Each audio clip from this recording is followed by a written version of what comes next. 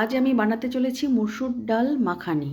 ডালটাকে চিরাচরিতভাবে না খেয়ে একটু অন্যরকমভাবে রান্না করেছি। পেঁয়াজ কুচিয়ে নিয়েছি, ধনেপাতা, টমেটো, কাঁচা লঙ্কা আর রসুন থেঁতো করে নিয়েছি। আর মসুর ডালটাকে আমি ঘণ্টাখানিক জলে ভিজিয়ে রেখে জলটাকে এমন করে রেখেছি শুকিয়েও গেছে, ভেজানোও হয়ে গেছে। আর এদিকে সর্ষের তেলে আমি প্রথমে একটুখানি কালো জিরে আর এমনি নর্মাল যে জিরে সেই ফোড়ন দিয়েছি, কয়েকটা শুকনো লঙ্কা দিলাম, দিয়ে আমি এবার পেঁয়াজটা দিয়ে দেবো।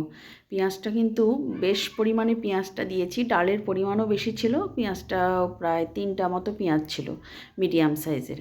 তারপরে লঙ্কা কুচি, রসুন কুচি, টমেটো কুচি একবারে সব দিয়ে এটাকে একটুখানি ভেজে নিয়েছি।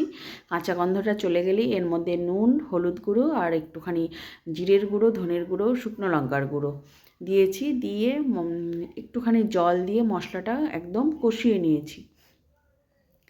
মশলাটা কষিয়ে নিয়ে যখন মশলাটা কষানো হয়ে যাবে তখন আমি ভেজানো এই ডালটা এর মধ্যে দিয়ে দেব। দিয়ে ডাল সমেত মশলাটা এই 2-3 মিনিট একটুখানি ভেজে নেব। নিয়ে গরম জল করতে দিয়েছি ইন্ডাকশানে জগে, সেই জলটা আমি পরিমাণ বুঝে দেব, কারণ এই ডালটা একদম মাখো মাখো হবে, মানে লিকুইড ডাল না, মাখানি যেটা সেই রকমই হয় আর কি।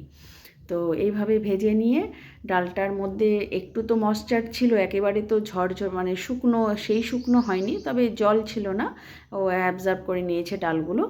তো যা একটুখানি ভেজা ভেজা মতো ছিল সেগুলো ড্রাই হয়ে গেলেই আমি গরম জলটা দিয়ে দেবো। আর নুন তো মশলার সময় দিয়েছি, জল দেওয়ার পর আরও একটুখানি নুন দিয়ে এটাকে আমি বয়েল হতে দিব। জলের পরিমাণ খুব বুঝে সুঝে দিতে হবে, কারণ এটা গায়ে গায়ে হবে আর কি, মানে সেই ডালের যে তরল ভাবটা সেটা হবে না, ছোলার ডালের মতো হবে আর কি, মাখানি যেরকম হয় আর কি।